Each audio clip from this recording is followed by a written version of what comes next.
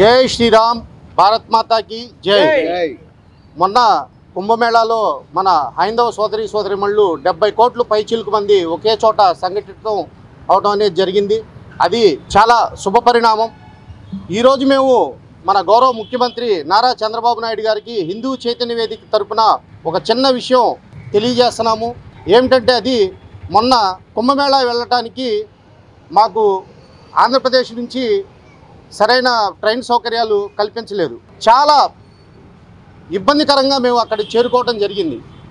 మన ఆంధ్రప్రదేశ్లో దేవాదాయ ధర్మాదాయ శాఖ ప్రభుత్వ ఆధీనంలో ఉంటుంది. రేపు మేలో సరస్వతి పుష్కరాలు రాబోతున్నాయి.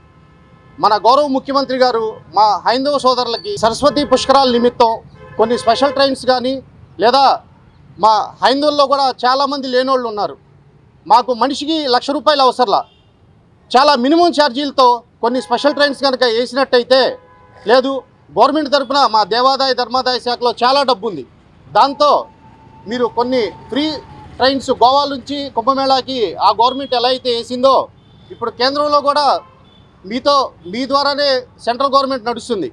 మీరు కేంద్ర ప్రభుత్వంతో మాట్లాడి ఇక్కడ నుంచి కొన్ని ఫ్రీ ట్రైన్స్ కనుక వేసినట్టయితే మా హైందవ సోదరులకి ఎంతో ఉపయోగకరంగా ఉంటుంది. మా హైందవ శంకరాం, మా హిందూ చైతన్య వేదిక తరఫున మేము మిమ్మల్ని కోరుకునేది, రేపు జరగబోయే సరస్వతి పుష్కరాలకి మా హైందవ సోదరులందరికీ కూడా కొన్ని ఫ్రీ ట్రైన్స్ కల్పించాలని కోరుకుంటున్నాం. జై శ్రీరామ్, జై శ్రీరామ్, జై శ్రీరామ్.